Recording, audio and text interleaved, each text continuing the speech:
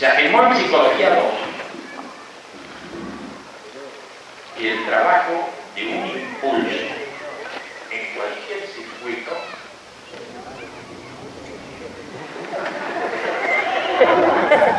termina por dar registro interno al sujeto.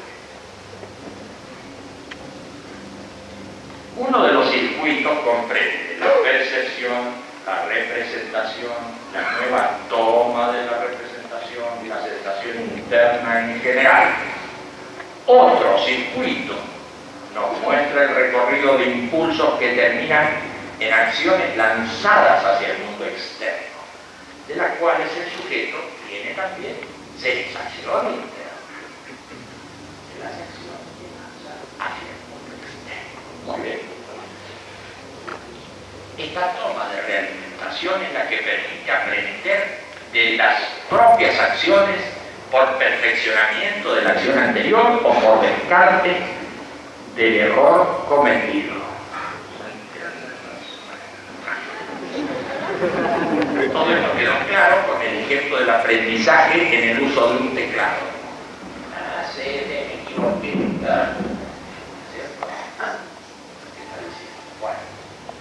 Por otra parte, todo impulso que termina en el intracuerpo o en el exterior del cuerpo da registros de distintos emplazamientos en el espacio de representación, pudiendo señalarse que los impulsos del intracuerpo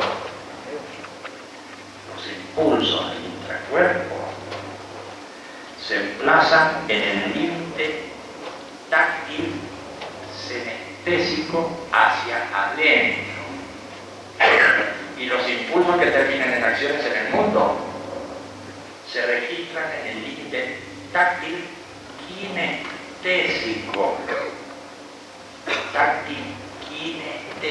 hacia afuera del cuerpo, cualquiera sea la dirección del impulso que necesariamente cuenta con un correlato de información o sensación interna, siempre modificará el estado general del circuito. Con respecto a esta actitud transformadora de los impulsos, podemos considerar dos tipos. Uno, aquellos capaces de liberar tensiones o hacer descargas de energía psicofísica, al que llamaremos catárticos, impulsos catárticos. Y dos, los que permiten trasladar cargas internas, integrar contenidos y ampliar las posibilidades de desarrollo de la energía psicofísica, a los que llamaremos transferenciales. Por tanto, todo impulso, independientemente de su dirección, tendrá una amplitud predominantemente catártica o transferencial. Además, en todo impulso existirá una cuota de gratificación o malestar, de agrado o desagrado, que permitirá al sujeto hacer selección de sus actos de conciencia y de sus acciones corporales.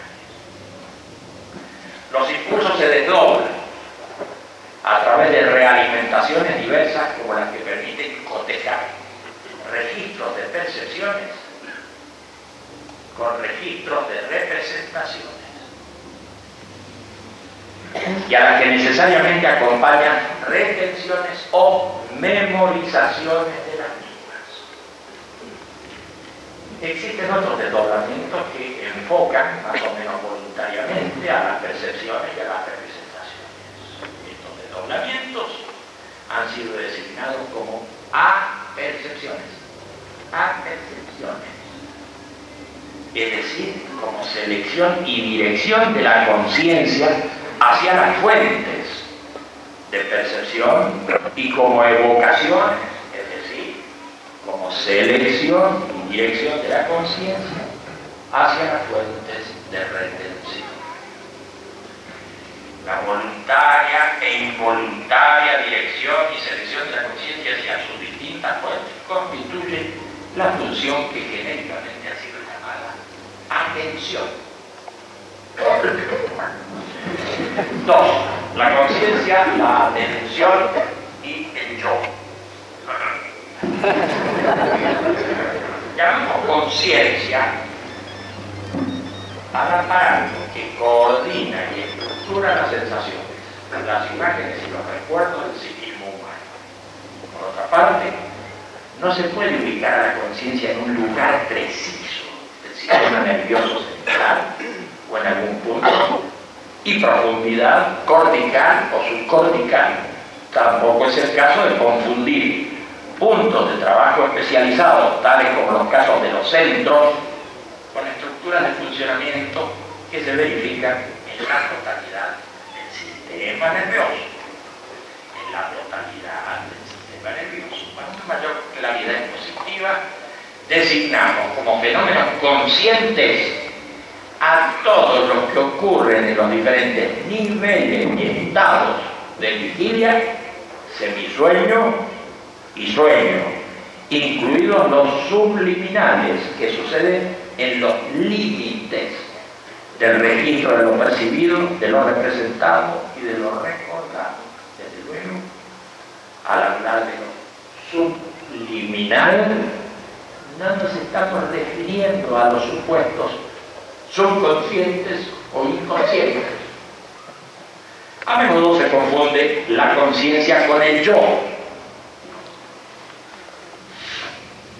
cuando en realidad este no tiene una base corporal, como ocurre con la conciencia, aunque sea difusa, tiene base corporal, tiene base física, pero parece que el yo es otro negocio.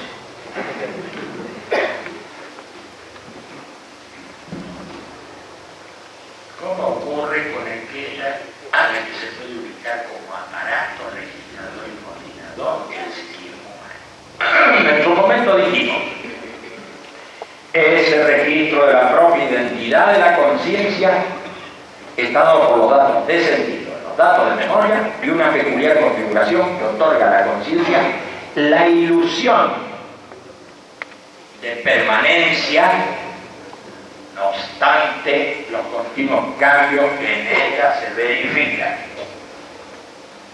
Esa configuración ilusoria de identidad y permanencia es el yo. En los estados alterados de conciencia se comprueba frecuentemente que ésta se mantiene en vigilia al tiempo que determinados impulsos que deberían llegar a su registro han sido bloqueados, sufriendo la noción del yo una alteración o un extrañamiento. En esa situación, el yo es registrado como emplazándose en zonas límites externas del espacio de representación y a cierta distancia del yo habitual, distancia entre comillas. El sujeto se puede experimentar así mismo, registrando y sintiendo fenómenos que provienen del mundo externo, cuando en rigor los fenómenos mencionados no son de percepción, sino de representación. A estos fenómenos en los que la representación sustituye a la percepción y por tanto se los sitúa en un espacio externo hacia cuyo límite se desplaza el yo, solemos llamarlos proyecciones.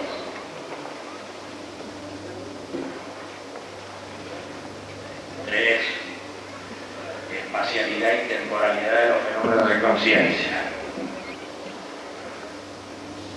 En vigilia activa, el yo se ubica en las zonas más externas del espacio de representación. ¿A ti te lo sientes?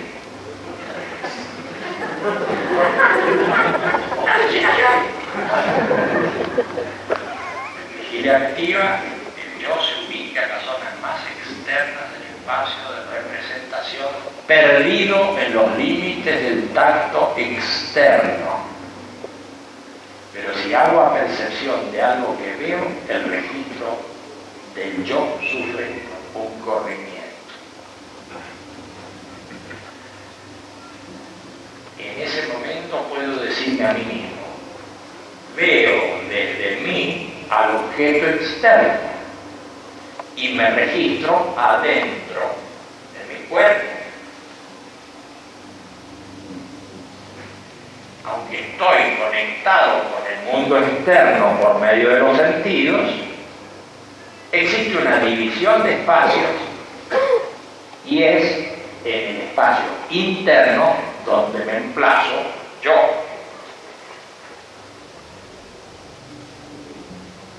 Si posteriormente percibo mi respiración, podré decirme a mí mismo, comillas, esto me lo digo a mí mismo,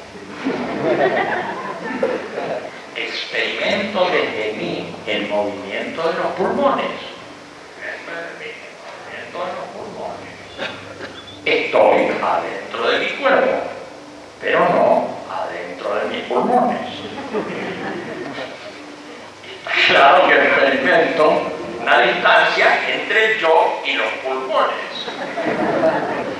No solamente porque al yo lo registro en la cabeza, que está alejado de la caja torácica, sino porque en todos los casos de percepción interna, como ocurre con un dolor de muelas o un dolor de cabeza, los fenómenos estarán siempre a distancia de mí como observador.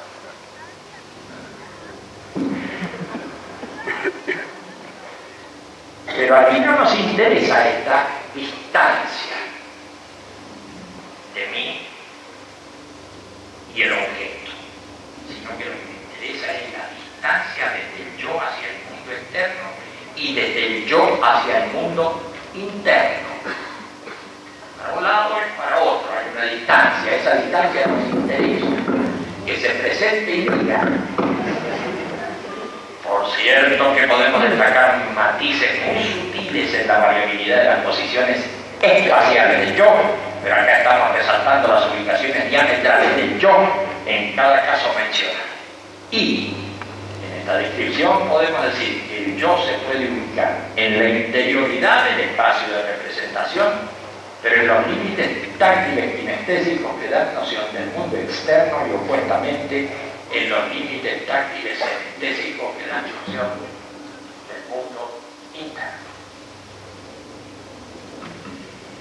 En todo caso, podemos usar la figura de una película bicóncava como límite entre mundos. Una película bicóncava como límite entre mundos, que se dilata o contrae y con ello focaliza o difumina el registro de los objetos externos e internos. La atención se dirige más o menos intencionadamente hacia los sentidos externos o internos en la vigilia y pierde el manejo de su dirección, el semisueño, el sueño y aún en la vigilia de los estados alterados, ya que en todos estos niveles y estados la reversibilidad es afectada por fenómenos y registros que se imponen a la conciencia. Es muy evidente que en la constitución del yo interviene no solamente la memoria, la percepción y la representación, sino la posición de la atención en el espacio de representación. No se está hablando, por consiguiente, de un yo sustancial, sino de un epifenómeno de la actividad de la conciencia. Este yo, atención, parece cumplir con la función de coordinar las actividades de la conciencia con el propio cuerpo y con el mundo en general. Los registros del transcurrir y de la posición de los fenómenos mentales se imbrican en esta coordinación a la que se independiza de la misma coordinación. Y así la metáfora del yo termina por cobrar identidad, como si existiera. Y sustancialidad, independizándose de la estructura de funciones de la conciencia. Por otra parte, los reiterados registros y reconocimientos de la acción de la atención se van configurando en el ser humano muy tempranamente, a medida que el niño dispone de direcciones más o menos voluntarias hacia el mundo externo y hacia el intracuerpo.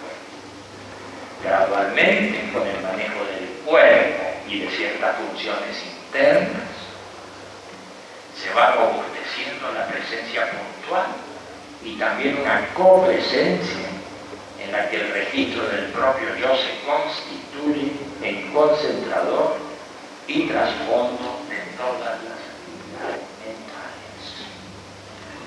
Estamos en presencia de esa gran ilusión de la conciencia, de la que llamamos yo. Debemos considerar ahora el emplazamiento del yo en los distintos niveles de conciencia.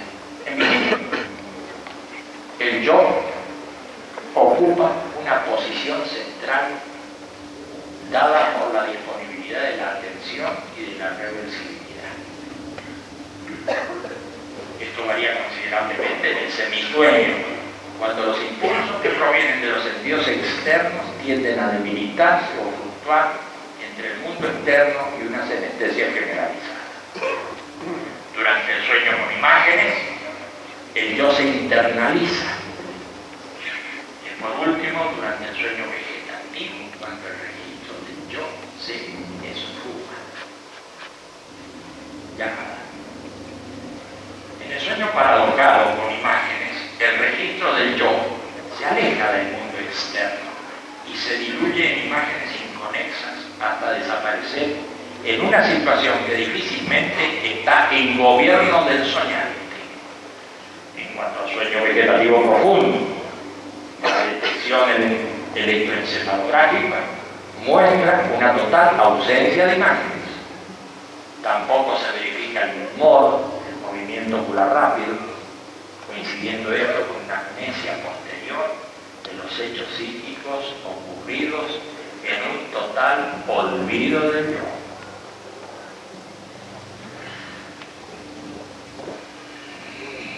Las transformaciones de los impulsos en los sueños vigílicos aparecen en la secuencia de asociaciones libres, con numerosas traducciones alegóricas, simbólicas y sígnicas, que conforman el especial lenguaje de imágenes de la senestesia.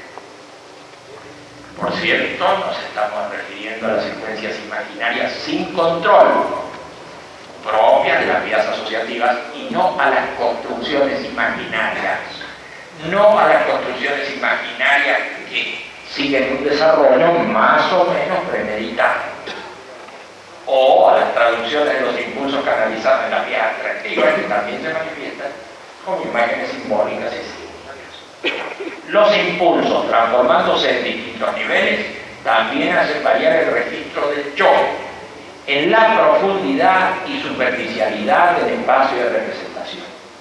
Usando una figura podemos señalar que los fenómenos psíquicos se registran siempre entre coordenadas espaciales X e Y, pero también con respecto a Z, siendo Z la profundidad del registro en el espacio de representación.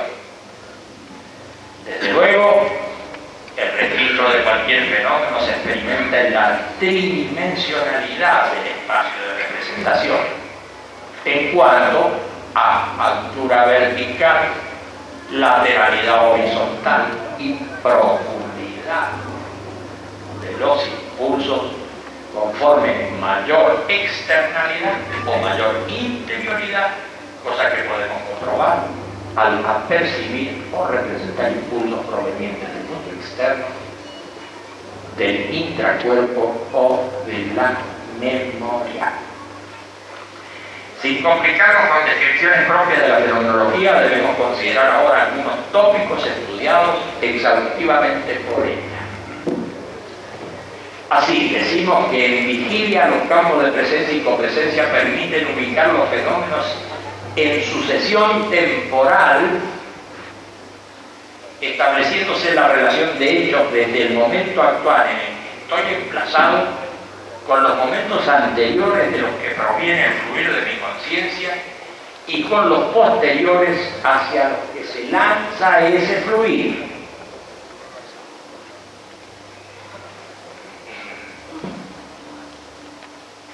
En todo caso, el instante presente es la barrera de la temporalidad. Y si bien no puedo dar razón de él, porque al pensarlo solo cuento con la retención de lo ocurrido, en la dinámica de mi conciencia, su aparente fijeza me permite ir hacia el atrás de los fenómenos que ya no son, y hacia el adelante de los fenómenos que todavía no son. Es en el horizonte de la temporalidad de la conciencia donde se escribe todo acontecimiento. Y en el horizonte restringido que fija la presencia de actos y objetos, siempre estará actuando un campo de copresencia en el que se conectarán todos ellos. A diferencia de lo que ocurre en el transcurrir del mundo físico, los hechos de conciencia no respetan la sucesión cronológica, sino que regresan, perduran, se actualizan, se modifican y futurizan, alterando al instante presente. El instante presente se estructura por el entrecruzamiento de la retención y de la protención, ejemplificando un acontecimiento doloroso, imaginado a futuro, puede actuar sobre el presente del sujeto, desviando la tendencia que llevaba su cuerpo en dirección a un objeto previamente querido. Así, las leyes que se cumplen en la espacio-temporalidad del mundo físico sufren un desvío considerable en los objetos y los actos mentales. Esta independencia del psiquismo por desviación de las leyes físicas hace recordar la idea de clinamen.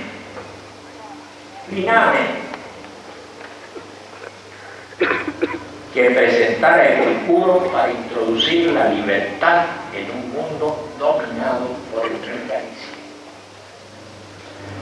Llamadas. Al parecer, Epicuro defendió la teoría de Demócrito según la cual los átomos se mueven formando el mundo físico, pero agregó, frente a la objeción de Aristóteles, que los átomos sufren desvíos, inclinaciones que les permiten encontrarse. La doctrina correspondiente a la idea del clinamen parece haber sido formulada completamente 300 años después de Epicuro. Ver Lucrecio de Rerum Natura es fácil. Pero este asunto es interesante. Dando por comprendida la estructuralidad de la conciencia en la relación entre los aparatos y las diferentes vías por las que circula el impulso, podemos considerar al impulso en sus distintas transformaciones como el átomo básico de la actividad psíquica, el impulso. Sin embargo, tal átomo no se presenta aislado, sino en trenes de impulsos, en configuraciones que dan lugar a la percepción, el recuerdo y la representación. De este modo, la inserción de lo psíquico en la espacialidad externa comienza por los impulsos que, convertidos en protensiones de imágenes kinestésicas y en futurizaciones, eso que voy a hacer ahora, convertidos en protensiones de imágenes kinestésicas, se desplazan hacia el exterior de la tridimensional real del espacio de representación, moviendo al cuerpo. Es claro que las imágenes senestésicas y las correspondientes a los sentidos externos actúan de modo auxiliar, como señales compuestas, en todo fenómeno en el que se va seleccionando y regulando la dirección e intensidad motriz. En definitiva, en ese fluir de impulsos relativos al tiempo y al espacio de conciencia ocurren los primeros eventos que terminarán modificando al mundo.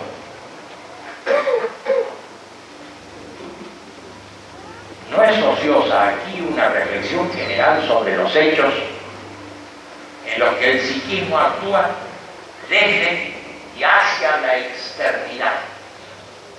Para comenzar, observamos que los objetos materiales se presentan como espacialidad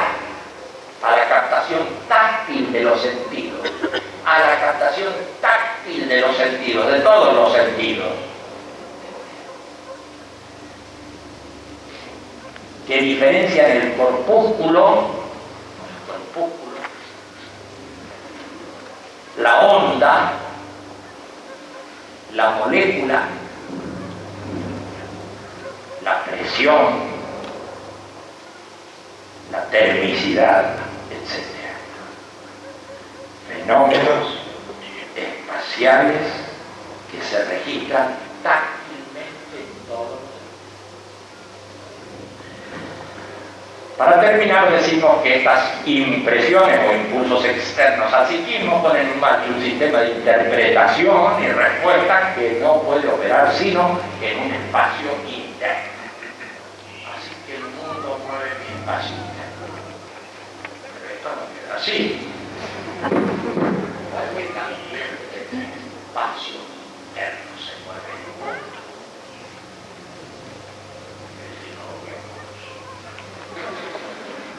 Estamos afirmando del modo más amplio que por variación de impulsos entre espacios, como si hubiera nada más que espacios e impulsos. Bueno, estamos afirmando del modo más amplio que por variación de impulsos entre espacios, el psiquismo es penetrado y penetra al mundo. No estamos hablando de circuitos cerrados entre estímulos y respuestas, no, sino de un sistema abierto y creciente que capta y actúa por acumulación y protensión temporal. Por otra parte, esta apertura entre espacios no ocurre por franquear las barreras de una mónada, sino porque la conciencia ya en su origen se constituye de, en y para el mundo, llamada. Desde Pitágoras se había concebido a la mónada como la primera unidad o unidad fundamental de la que derivan los números. A lo largo del tiempo la idea de mónada fue sufriendo importantes cambios hasta que en el Renacimiento y con Giordano Bruno en De Mónade, los átomos constitutivos de la realidad son vivientes y animados. En el siglo XVIII, Leibniz, en los principios de la naturaleza, caracterizó a la mónada como átomos sin comienzo ni fin, que se combinan entre sí sin interpenetrarse, que poseen fuerza propia. Contemporáneamente, Kant, en su monadología, describió a la mónada como punto indivisible, a diferencia del espacio, que es infinitamente divisible. Bueno.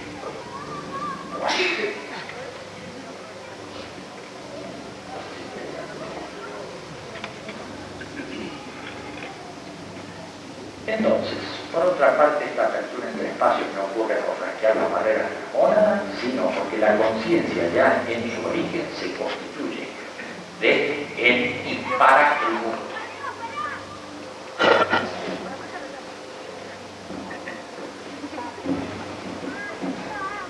Cuatro, estructura de la conciencia. Aquello más o menos relojero, ahora estructura de la conciencia. Estructura de la conciencia. Los diferentes modos de estar el ser humano en el mundo, estar el ser humano en el mundo, entendiendo mundo como la síntesis de mundo externo e interno, los diferentes modos de estar el ser humano en el mundo, las diferentes posiciones de su experimentar y hacer responden a estructuraciones completas de la conciencia. Así, la conciencia desdichada, la conciencia angustiada, la conciencia emocionada, la conciencia asqueada, la conciencia nauseada, la conciencia inspirada son casos relevantes que han sido descritos convenientemente llamadas. En la fenomenología del espíritu, Hegel llama a alienación a la conciencia desdichada, que se registra como un desgarramiento de la conciencia consigo misma al encontrarse separada y desposeída de la realidad a la cual pertenece. En el concepto de la angustia, Kierkegaard estudia la conciencia angustiada.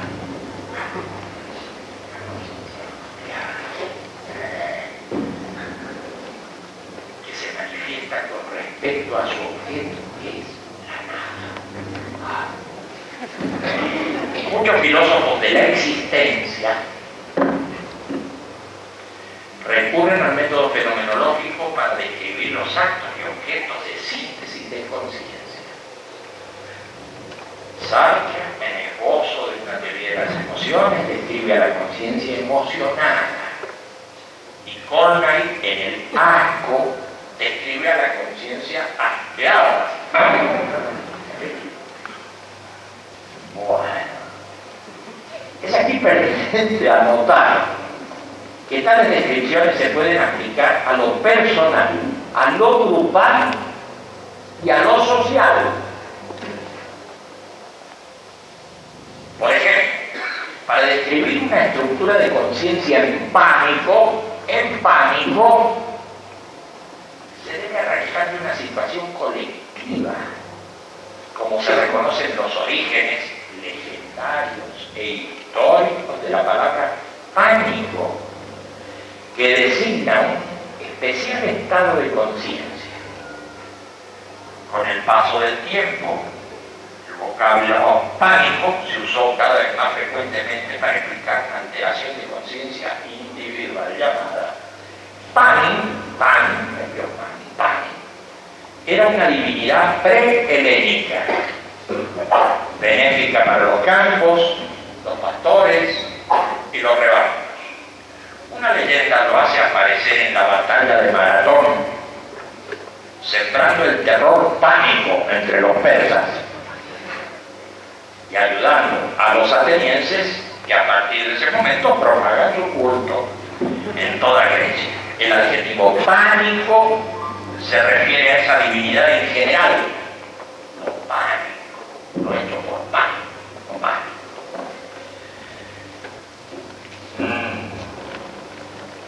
Pero pánico se usó para señalar el estado de conciencia que denota un peligro inminente y que es colectivo y contagioso. Eso es lo pánico. Actualmente, la psiquiatría ha acuñado el síndrome del pánico, debilitando el significado colectivo inicial.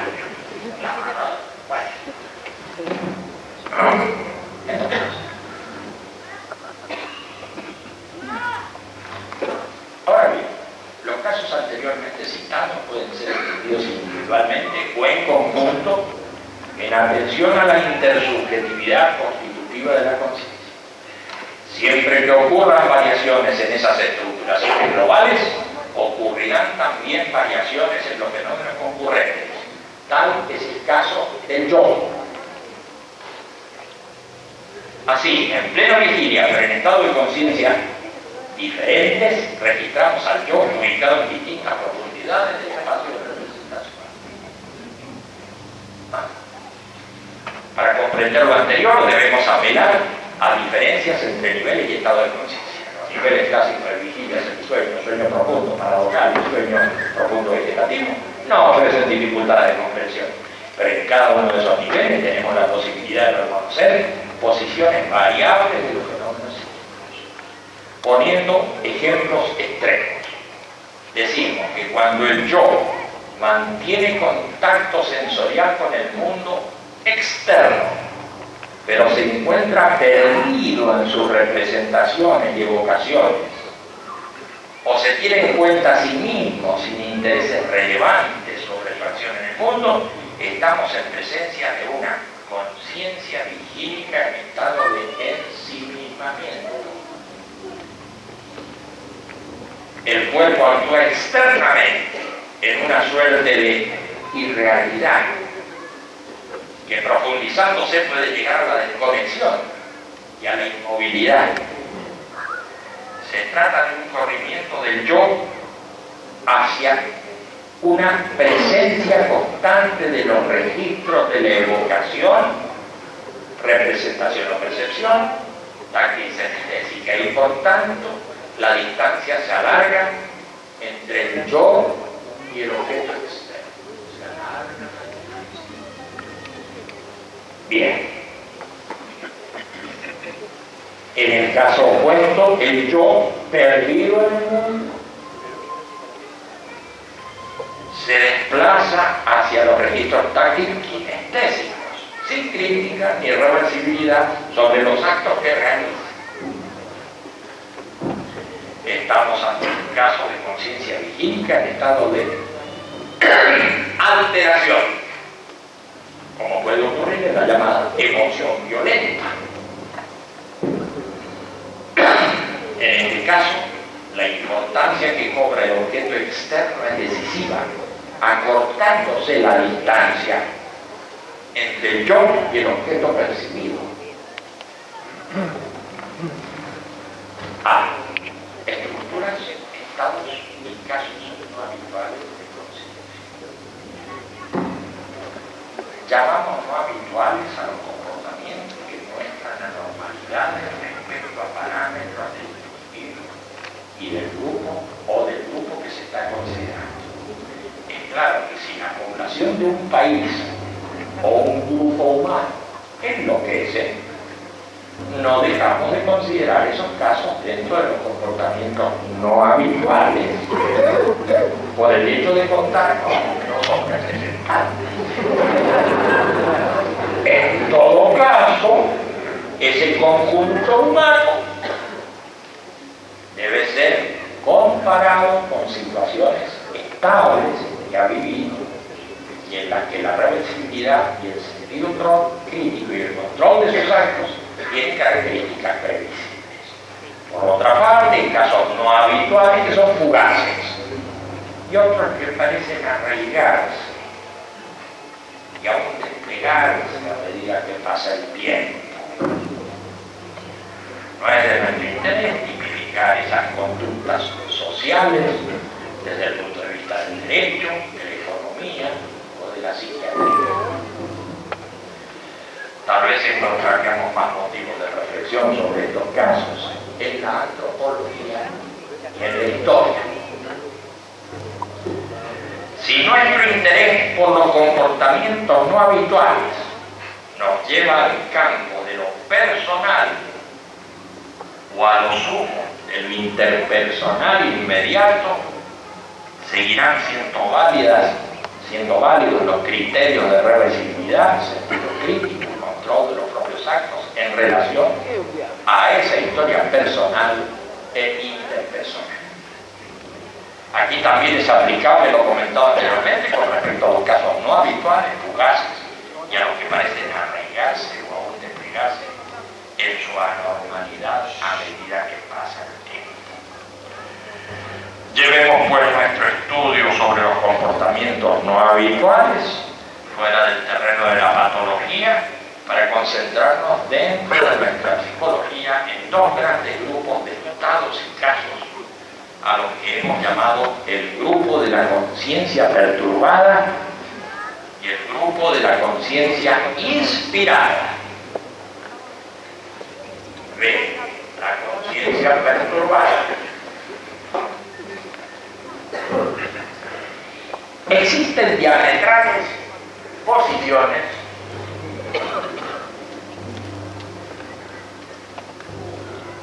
del yo entre estados alterados que van desde la actividad cotidiana a la emoción violenta y estados ensimismados que van desde la calma reflexiva hasta la desconexión con el mundo externo.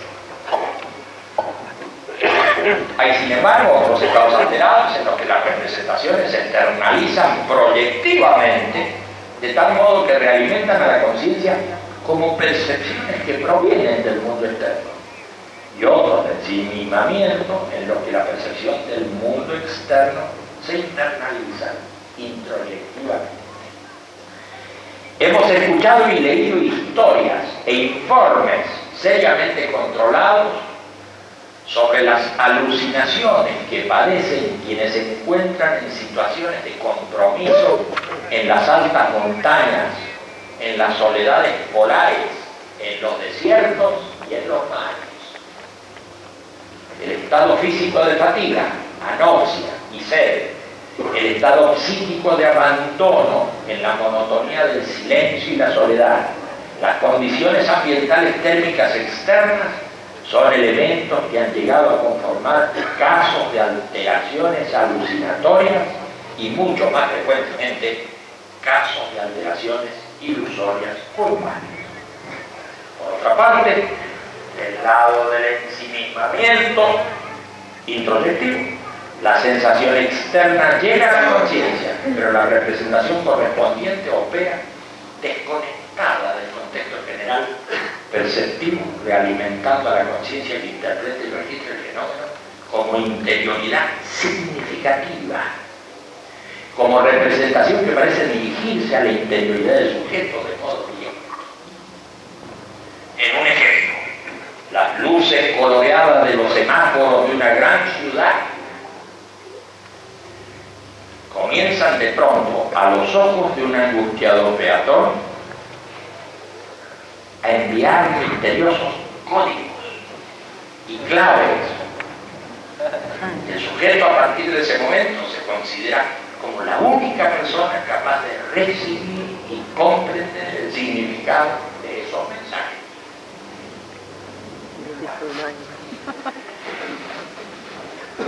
Los estados alterados proyectados y los estados ensimismados introyectados corresponden a transitorias o permanentes perturbaciones de la conciencia vigílica que mencionamos acá como casos de desplazamientos diametrales en la ubicación del yo. Por lo demás, debemos mencionar también a los estados de alteración y ensimismamiento en el nivel del sueño, con imágenes y en el semi-sueño. En Psicología 3 pasamos revista a numerosos casos de perturbaciones transitorias de la conciencia. Se mencionó la situación de alguien que proyecta sus representaciones internas y queda fuertemente sugestionado por ellas, de modo parecido a lo que ocurre en pleno sueño cuando se padece la sugestión de las imágenes oníricas. Se trata de alucinaciones que también ocurren por estados febriles intensos, por acción química, gases, drogas y alcohol, por acción mecánica, giros, respiraciones forzadas, opresión de arterias, por supresión de sentidos externos, cámara de silencio, y por supresión de sentidos internos, ingravidez incómoda. Debemos considerar también las perturbaciones accidentales cotidianas. Estas se manifiestan en los cambios de humor súbito, tales como los accesos de cólera, y las explosiones de entusiasmo, que en mayor o menor medida nos permiten experimentar el desplazamiento del yo hacia la periferia. Mientras cae la reversibilidad y el estado se hace más alterado. Observamos lo contrario frente a un peligro súbito, ante el cual el sujeto se contrae o huye, tratando de poner distancia entre él y el objeto amenazante. En todo caso, el desplazamiento del yo es hacia la interioridad. También podemos comprobar en la misma dirección ciertas conductas infantiles curiosas. En efecto, los niños suelen utilizar juguetes monstruosos con los que frenan o combaten a otros monstruosos que están al acecho o se acercan en la noche. Y cuando esa tecnología no da resultado, siempre queda el recurso de las sábanas que ocultan el cuerpo ante las atroces amenazas. Y claro, en estos casos, el yo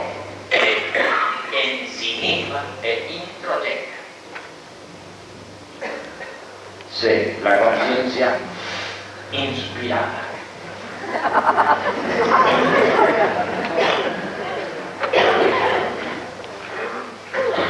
¿Estamos bien?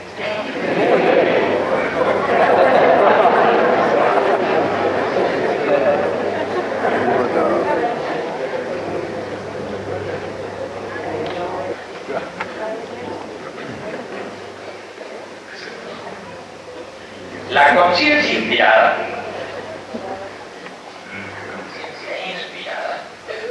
es una estructura global, capaz de lograr intuiciones inmediatas de la realidad. Por otra parte, es apta para organizar conjuntos de experiencias y para priorizar expresiones que se suelen transmitir a través de la filosofía, la ciencia, el arte y la mística.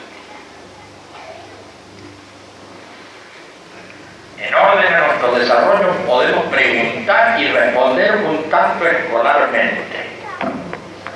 ¿Es la conciencia inspirada un estado de ensimismamiento o de alteración? ¿Es la conciencia inspirada un estado perturbado? ¿Una ruptura de la normalidad? ¿Una extrema introyección o una extrema proyección? Sin duda que la conciencia inspirada es más que un estado. Es una estructura global que pasa por los diferentes estados y que se puede manifestar en distintos niveles. Por último, es más que una extrema introyección o una extrema proyección, ya que alternativamente se sirve de ellas en atención a un propósito. Esto último es evidente cuando la conciencia inspirada responde a una intención presente, o en algunos casos cuando responde a una intención no presente, pero que actúa presentemente. En la filosofía no son de importancia los sueños inspiradores, ni las inspiraciones súbitas, sino la intuición directa que aplican algunos pensadores para aprehender las realidades inmediatas del pensamiento sin intermediación del pensar deductivo o discursivo. No se trata de las corrientes intuicionistas en lógica y en matemáticas, sino de pensadores que privilegian la intuición directa, como en el caso de Platón con las ideas, de Descartes con el pensar claro y distinto, descartando el engaño de los sentidos, y de Husserl con las descripciones de las noesis, suspendiendo el juicio, haciendo epoqué, poniendo entre paréntesis. Platón y Aristóteles conocieron las diferencias entre el pensar intuitivo y el discursivo, privilegiando Platón el primer tipo. Para él las ideas de lo bueno y lo bello son de contemplación directa y son reales, mientras que las cosas buenas o bellas derivan de aquellas ideas y no poseen la misma realidad inmediata. En Descartes reconocemos ese gran aporte del pensamiento que piensa sobre sí mismo sin intermediación.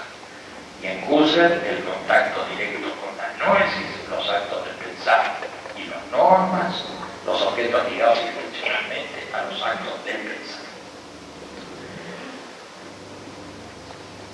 En la historia de la ciencia se rescatan ejemplos de inspiraciones súbitas que permitieron avances importantes. El caso más conocido, aunque dudoso, es el de la famosa caída de la manzana de Newton. Si así hubiera ocurrido, deberíamos reconocer que la súbita inspiración fue motivada por una lenta pero intensa búsqueda orientada hacia el sistema cósmico y la gravedad de los cuerpos.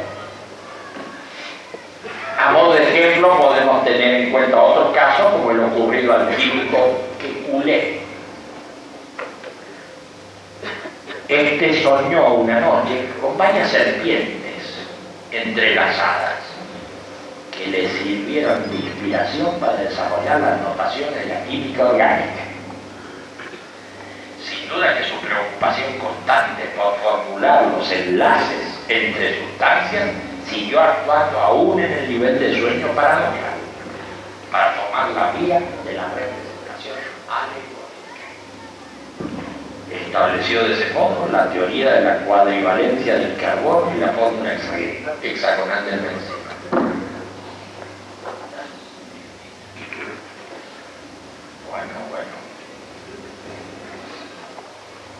En el arte hay muchos ejemplos de sueños inspiradores. Tal el caso de Mary Shelley. Ella había declarado ante sus amigos,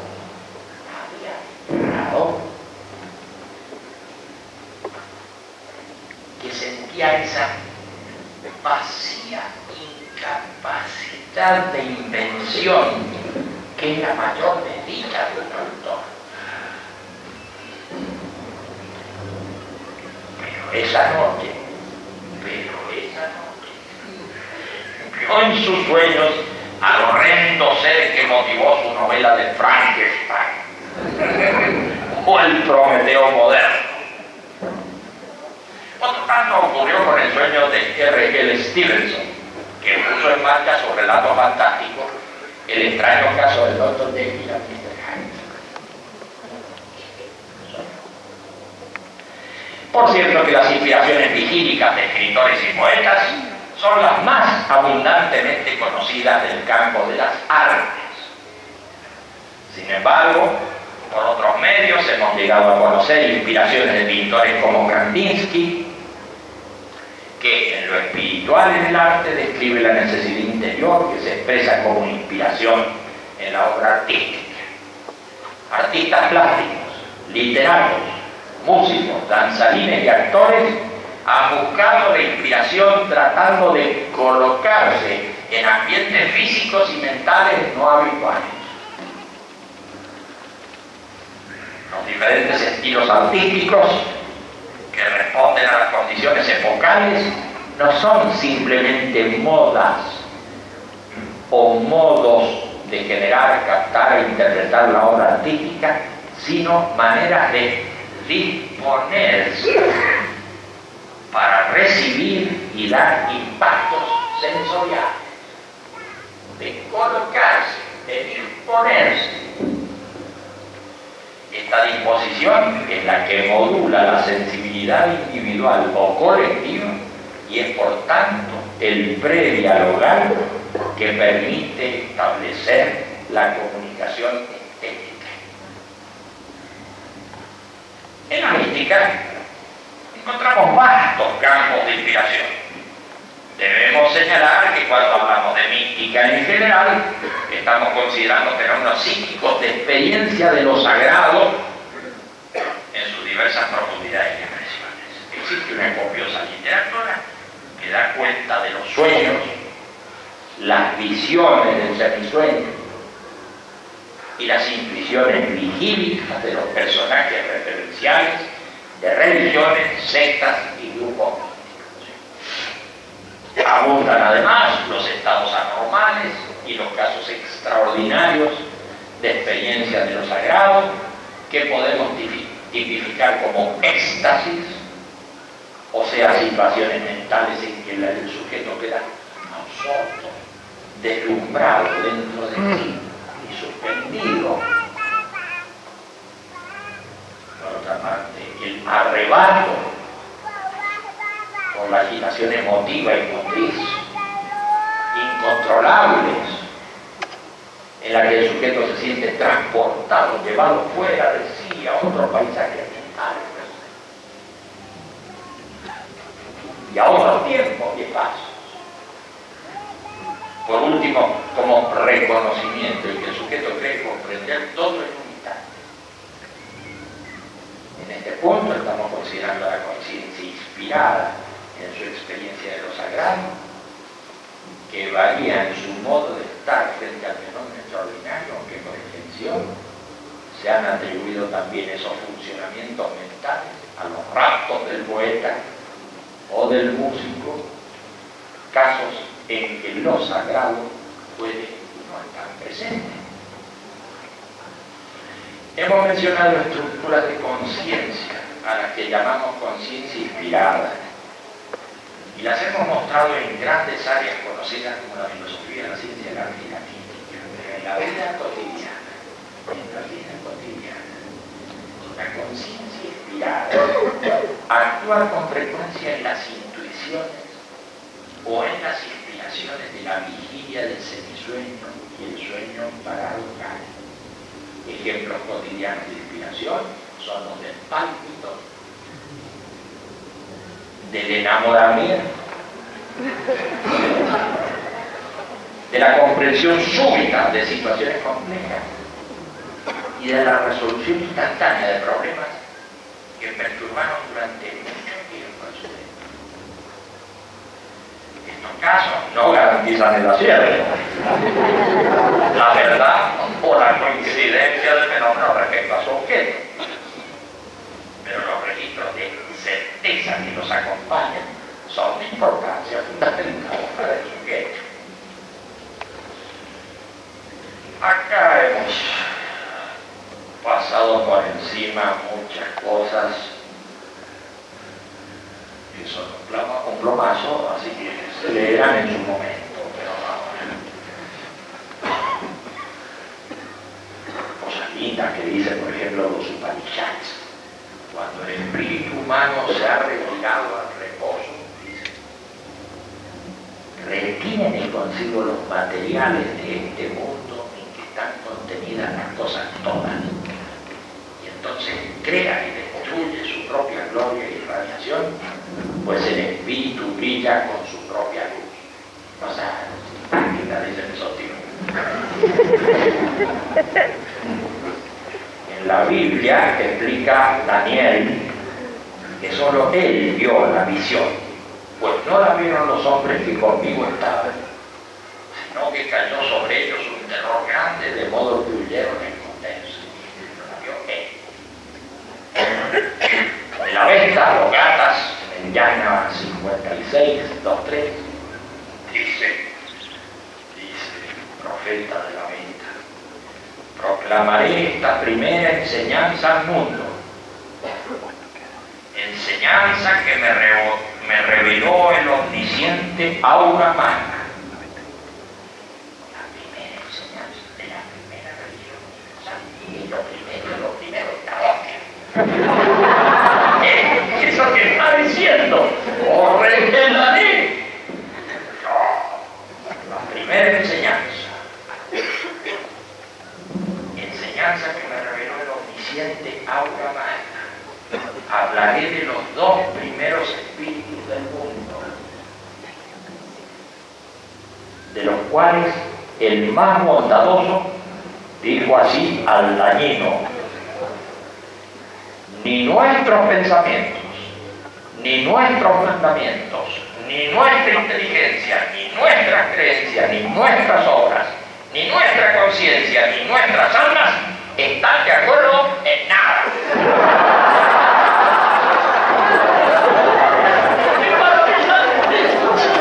¿Que quede claro?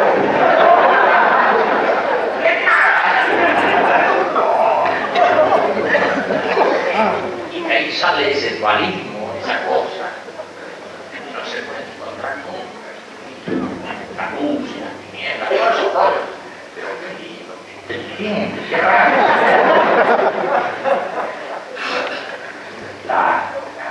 Bueno, de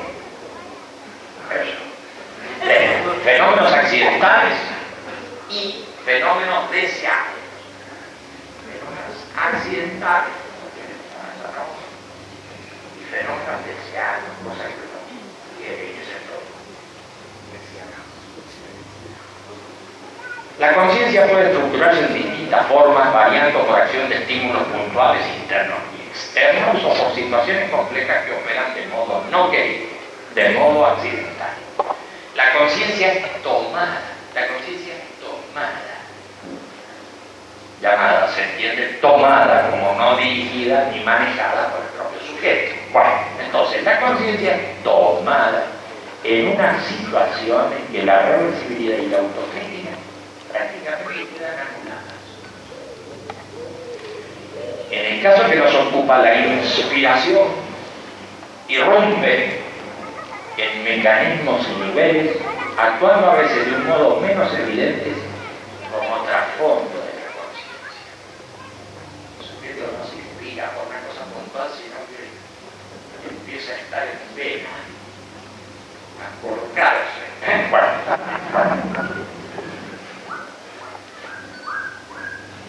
Por otra parte, también la angustia, la náusea, el asco y otras configuraciones pueden manifestarse súbitamente,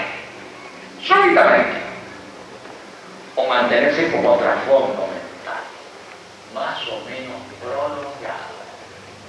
Ejemplificando, cuando accidentalmente levanto una piedra y en ella descubro el bullir de minúsculos insectos que pueden pegarse a mi mano y que me pueden invadir, experimento repulsión hacia esa vida informe que me acomete. También registro una sorda aversión cuando percibo algo pegajoso, húmedo y tibio que avanza hacia mí. Pero la reacción inmediata va más allá del reflejo motriz, que responde a lo peligroso. Bueno, va más allá, ya que me compromete visceralmente. ¿A qué viene eso? ¿Qué viene? El compromiso visceral.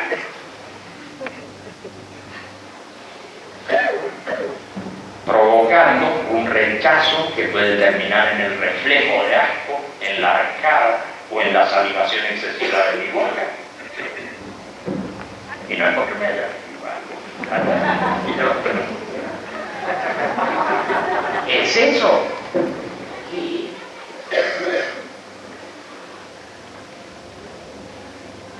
Y en el extraordinario registro de la distancia que se ha acortado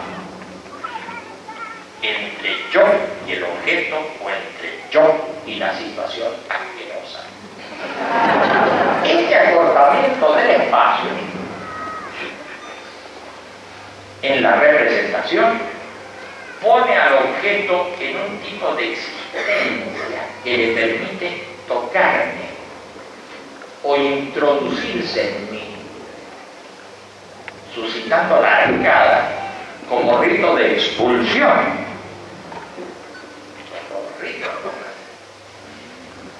Ese objeto está lejos, sin embargo parece tocarme, introducirse en mí. Y yo, primero, para defenderme de eso, como el niño cuando monstruos y esas cosas, resulta que hago una arcada, o llegar a vomitar. Y el otro está ahí en sus cosas, pero no se ha cortado, él se mete en mí y yo un vomito y un poco de compostura. Pero no tanta magia. ¿Qué son esos hechos rituales de actos y objetos que es una vergüenza? Rito de expulsión desde mi intracuerpo. Es tan poco real el acercamiento mencionado, tan poco real como el reflejo de arcada que le corresponde. ¿A qué viene? Por eso, la relación entre el objeto asqueroso y la respuesta de la arcada toman características propias fuera de los objetos reales. Se convierten en un ritual en el que objeto y acto forman una estructura particular, la estructura del acto. También ocurre esa configuración accidental de conciencia ante un objeto moral o estéticamente repugnante, como es el caso de una novela plagada de ingeniosidad artificiosa, de juegos de palabras, de sensiblería tibia, dulzona y cargada de vitalidad difusa. Una novela, no tenemos por qué vomitar. Todo eso termina provocando una defensa visceral que evita una invasión profunda de mi cuerpo. Esas estructuras de conciencia comprometen mi unidad, afectando no solamente ideas, emociones o reacciones motrices, sino mi totalidad somática, mi totalidad física. Creo oportuno hacer aquí una pequeña digresión. Es posible considerar configuraciones de conciencia avanzadas, en las que todo tipo de violencia provocara repugnancia con los correlatos somáticos del caso. Tal estructuración de conciencia no violenta podría llegar a instalarse en las sociedades como una conquista cultural profunda. Esto iría más allá de las ideas o de las emociones que débilmente se manifiestan en las sociedades actuales, para comenzar a formar parte del entramado psicosomático y psicosocial del ser humano. Una digresión.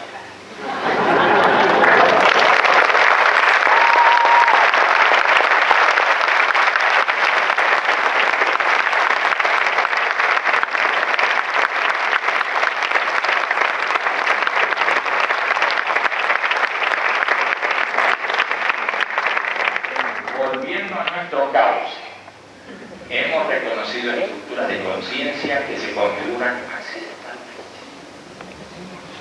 También observamos que ocurren configuraciones que responden a deseos o a planes de quien se pone en una particular situación mental para hacer surgir el fenómeno. Desde luego, tal cosa a veces funciona y a veces no. Como ocurre con el deseo de inspiración artística o con el deseo de enamoramiento. La conciencia inspirada, o mejor aún, la conciencia dispuesta a lograr la inspiración, se muestra en la filosofía, en la ciencia, en el arte, en la vida cotidiana, con ejemplos variados y sucesivos. Sin embargo, es en la mística especialmente donde la búsqueda de inspiración ha hecho surgir prácticas y sistemas psicológicos que han tenido y tienen desparejo nivel de desarrollo. Reconocemos a las técnicas de trance, como pertenecientes a la arqueología de la inspiración mística. ¿Existen? En la psicología oficial se considera el trance como un estado de disociación de la conciencia caracterizado por la suspensión de todo movimiento voluntario y la existencia de cierta actividad automática. Diccionario enciclopédico es así, psique, velación, etc. Bueno. Así que reconocemos a las técnicas de trance como pertenecientes a la arqueología de la inspiración. Así, al trance lo encontramos en las formas más antiguas de la magia y la religión. Para provocarlo, los pueblos han apelado a la preparación de bebidas, vegetales más o menos tóxicos y a la aspiración de humos y vapores. Otras técnicas más elaboradas en el sentido de permitir al sujeto controlar y hacer progresar su experiencia mística se han ido depurando a lo largo del tiempo. Las danzas rituales, las ceremonias repetitivas y agotadoras, los ayunos, las oraciones, los ejercicios de concentración y meditación han tenido considerable evolución en el tiempo. Por acá hay una llamada, por ejemplo, el soma para los indios y el ahoma para los iranos ha sido la bebida embriagadora más antigua. En los himnos védicos, en 732, se lee: tú eres el cantor, tú eres el poeta, tú eres el dulce jugo nacido de la planta. En la embriaguez tú eres el dador, todo también. Por acá dice: en Delfos, la sacerdotisa de Apolo, la Pitia o Pitonisa, se sentaba en un trípode colocado junto a la grieta de una roca de la que salía un vapor intoxicante, y comenzaba a profetizar con palabras incoherentes. En los días anteriores, la Pitia se había sometido al ayuno y a la masticación de hojas de laurel continuamente.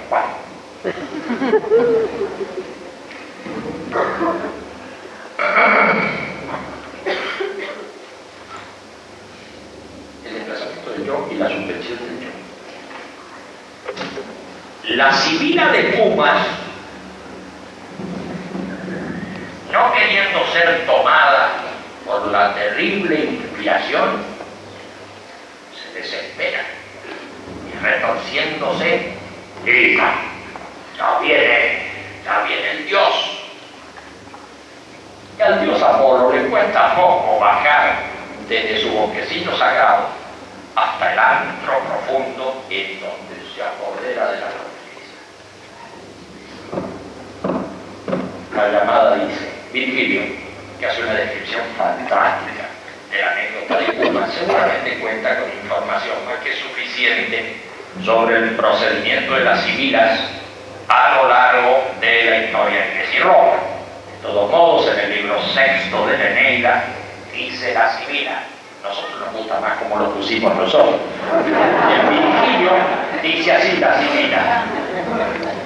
Dice: he aquí al Dios. Es lo mismo. Ya viene el Dios.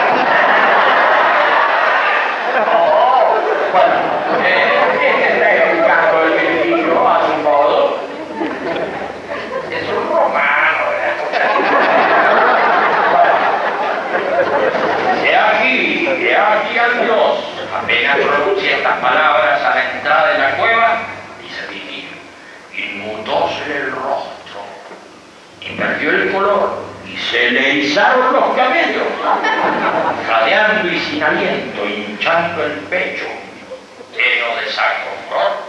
Parece que va creciendo y que su voz resuena no como la de los demás mortales, porque le inspira el numen cada vez ya más cercano.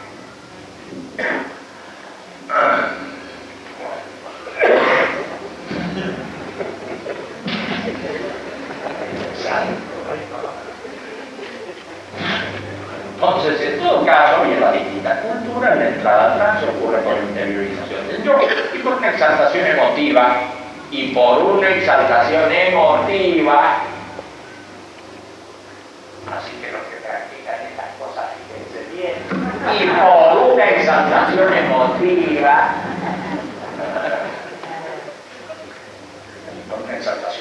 en la que está presente la imagen de un Dios, o de una fuerza, o de un espíritu, que toma y suplanta la personalidad humana. En los casos de trance, el sujeto se pone a disposición de esa inspiración que le permite captar realidades y ejercitar poderes desconocidos para él en la vida cotidiana. Sin embargo, leemos a menudo que el sujeto hace resistencia y hasta lucha con un espíritu o un Dios tratando de evitar el arrebato en unas convulsiones que hacen recordar a la epilepsia. Por eso es parte de un ritual que afirma el poder de la entidad que doblega la voluntad normal. Los antiguos llamaron a la epilepsia la enfermedad divina. En las convulsiones de ese mal creyeron ver una lucha en la que el sujeto se desvestía de la liberación que llegaba hasta él. Los dioses anunciaban su llegada, dándole al sujeto un aura que lo prevenía. Sentía que venía con el aura. Después del ataque, se suponía que el sujeto quedaba inspirado para profetizar. No en vano se pretendió que Alejandro, que César y hasta Napoleón hubieran padecido del mal divino, porque después de todo eran gente de lucha, eran atacados. Entonces se defendían a su modo. Bueno, en Centroamérica, el culto del vudú haitiano me permite comprender técnicas de trance que se realizan con danzas apoyadas en pócimas producidas en base a un pez-tox. En Brasil, la macumba nos demuestra otras variantes místicas del trance logradas mediante danzas y apoyadas con una bebida alcohólica y tabaco. No todos los casos de trance son tan vistosos como los citados, y algunas técnicas indias, como la de los yantras, permiten llegar al trance por interiorización de triángulos cada vez más pequeños en una figura geométrica compleja que ocasionalmente termina en un punto central. También en la técnica de los mantras, por repetición de un sonido profundo, el sujeto va profiriendo, se llega al ensimismamiento. En estas contemplaciones visuales o auditivas, muchos practicantes occidentales no tienen éxito porque no se preparan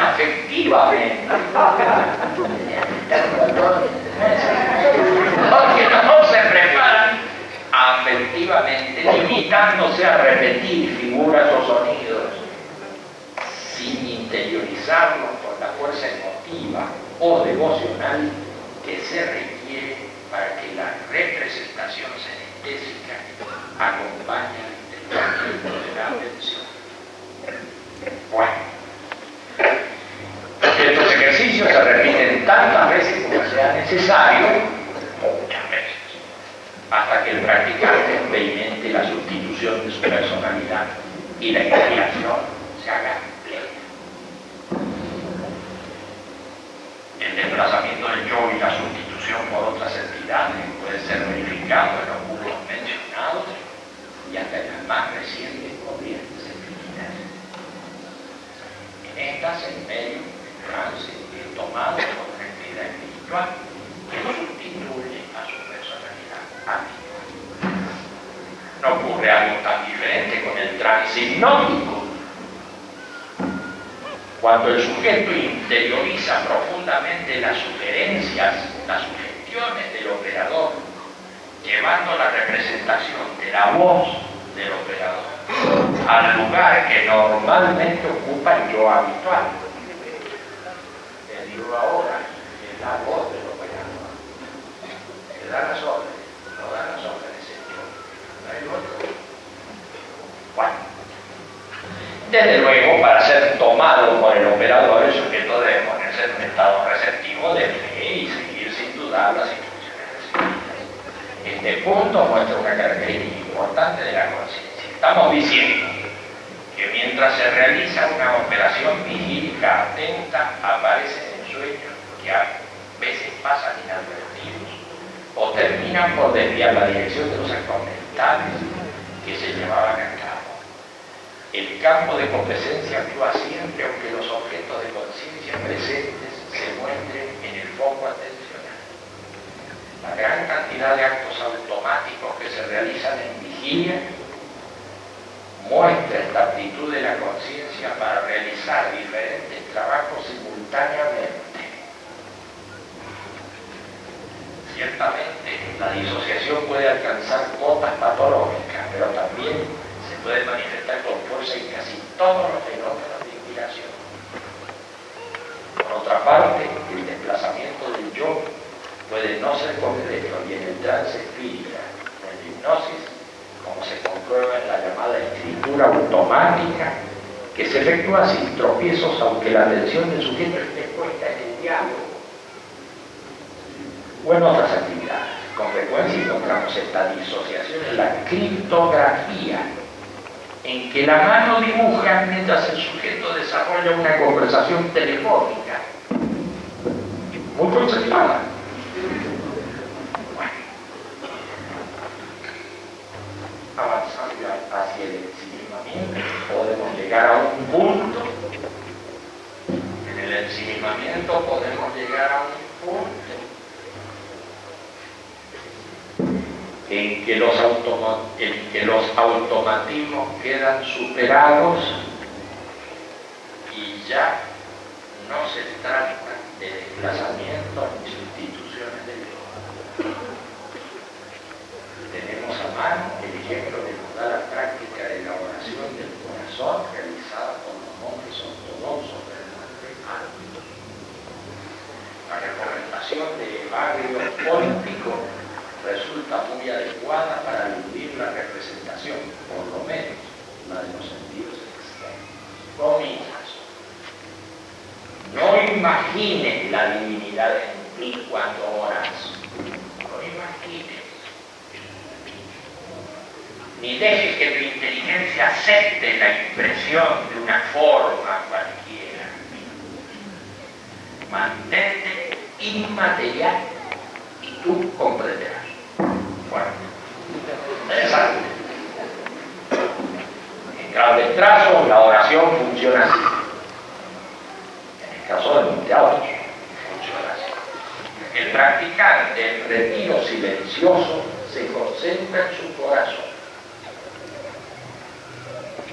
y tomando una frase corta, inhala suavemente, llevando la frase con el aire hasta el corazón. Uno no puede decir cosas de el aire no entra al corazón, no sea así. Las imágenes, ya se ve el eso es obvio. Es que estamos hablando de otra cosa.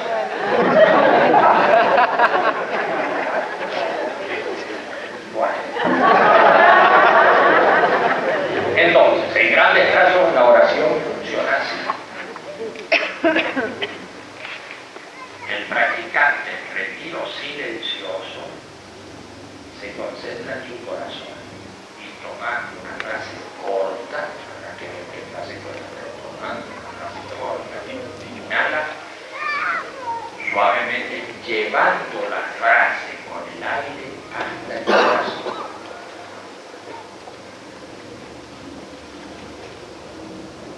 Cuando ha terminado la inhalación, comillas, presiona para que llegue más adentro. Después va exhalando muy suavemente el aire inicial sin perder la atención del corazón. Esta práctica era repetida por los monjes muchas veces al día, hasta que aparecían algunos indicadores de progreso, como la iluminación, paréntesis, del espacio de representación. Siendo precisos, hemos de admitir el pasaje por el estado de trance en algunos momentos de las repeticiones de las oraciones usadas.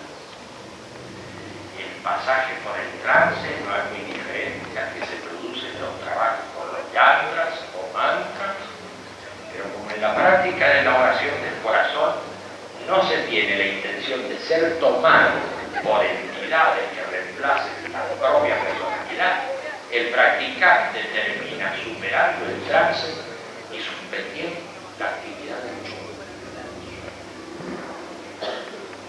Y suspendiendo la actividad del yo.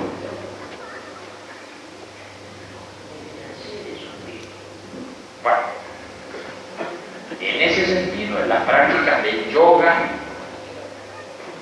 se puede pasar también por distintos tipos de niveles de trance, pero se debe tener en cuenta lo que nos dice Patanjali en el Sutra 2 del libro 1. El yoga aspira a la liberación de las perturbaciones de la mente, de las perturbaciones de la la dirección que lleva ese sistema de prácticas va hacia la superación del yo habitual, a la superación de los trances y a la superación de las disociaciones. En el ensimismamiento avanzado fuera de todo trance y en plena vigilia se produce esa suspensión del yo de la que tenemos indicadores suficientes. Es evidente que desde el principio de su práctica el sujeto se orienta hacia la desaparición de sus ruidos de conciencia, amortiguando las percepciones externas, las representaciones, los recuerdos y las expectativas. Algunas prácticas de yoga permiten aquietar la mente y colocar al yo en estado de suspensión durante un breve lapso. Los aforismos del yoga o yoga sutra recopilados por Patanjali en el siglo II es el primer libro de yoga que se conserva íntegro en sus 195 breves y magistrales enseñanzas. Bien, finalmente el acceso a los niveles profundos. ¿Se entiende? Más o menos.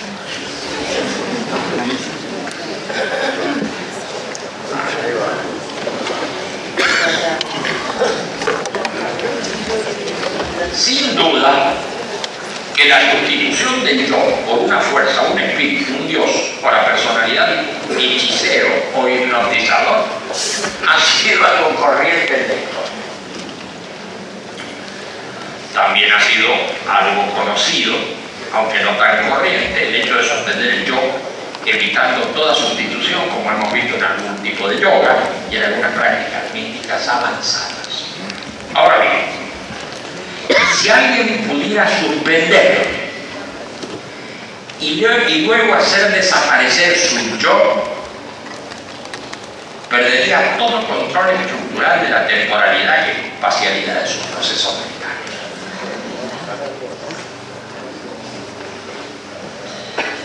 Se encontraría en una situación anterior a la del aprendizaje de sus primeros pasos infantiles. No podría comunicar entre sí ni coordinar sus mecanismos de conciencia. No podría apelar a su memoria. No podría relacionarse con el mundo y no podría avanzar en su aprendizaje. No estaríamos en presencia simplemente de un yo disociado o en algunos aspectos como pudiera ocurrir en ciertas afecciones mentales, sino que nos encontraríamos con alguien en un estado parecido al del sueño vegetativo. La imagen que recuerdo es si alguien lograra hacer desaparecer su yo, sería una suerte de vegetal.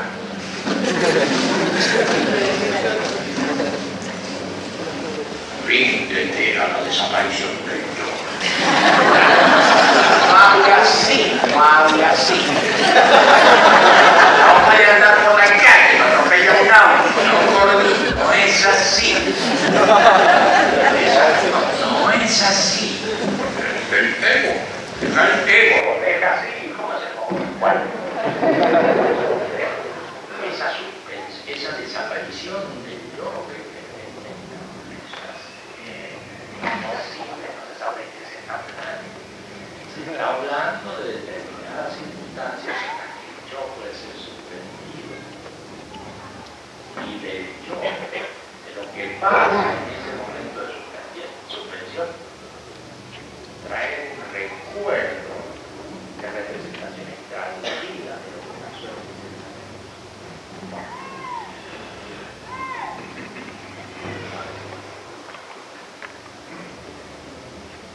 Sin embargo, es posible llegar a la sustitución mental de supresión del yo, no en la vida cotidiana, no en la vida cotidiana,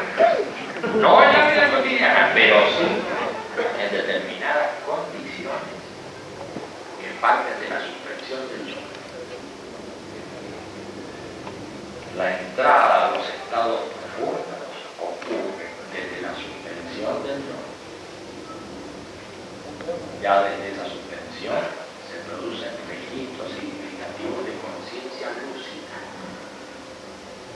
y comprensión de las propias limitaciones mentales, lo que constituye un gran avance. En este tránsito se deben tener en cuenta algunas condiciones ineludibles. Una, que el practicante tenga claro el propósito de lo que desea lograr. Que el practicante tenga claro el propósito de lo que desea lograr. Como objetivo final de su trabajo, va hacia allá, no sabe hacia dónde va, no sabe, no estudia, no entiende, no funciona.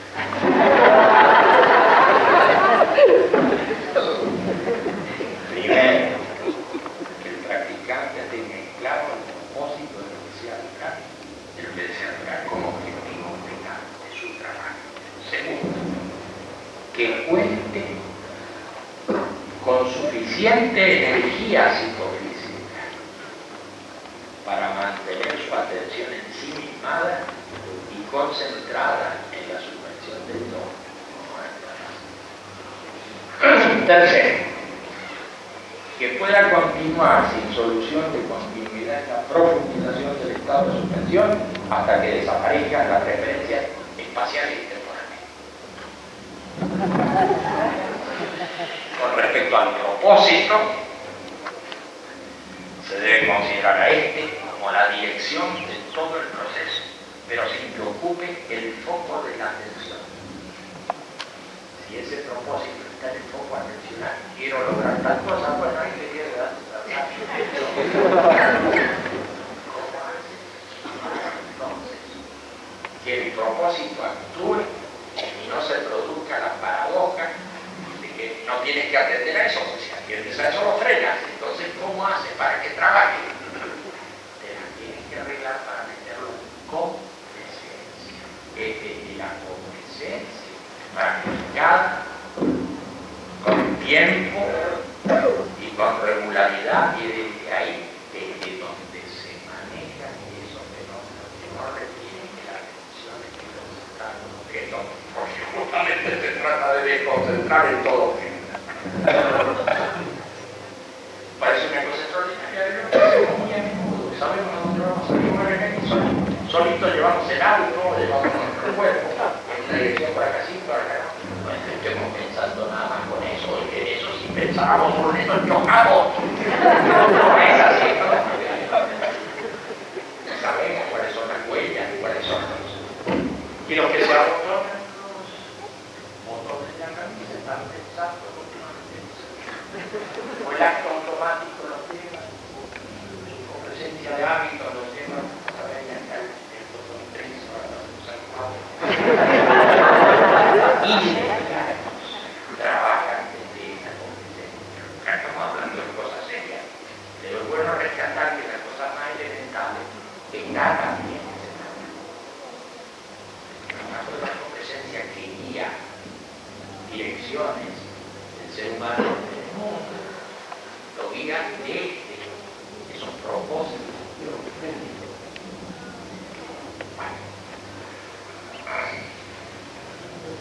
Con respecto al propósito, se debe considerar a este como la dirección de todo proceso, pero sin que ocupe foco atencional.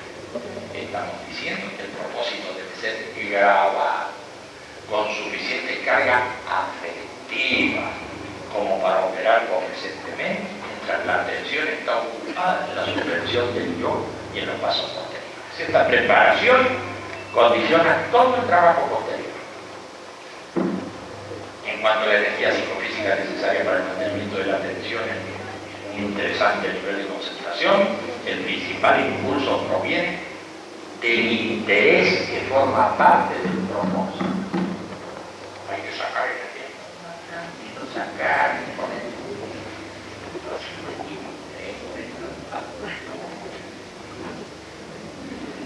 Eso funciona.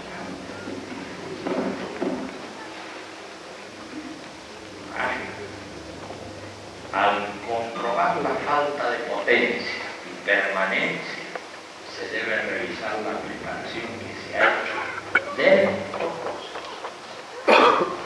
Se requiere una conciencia despejada de fatiga,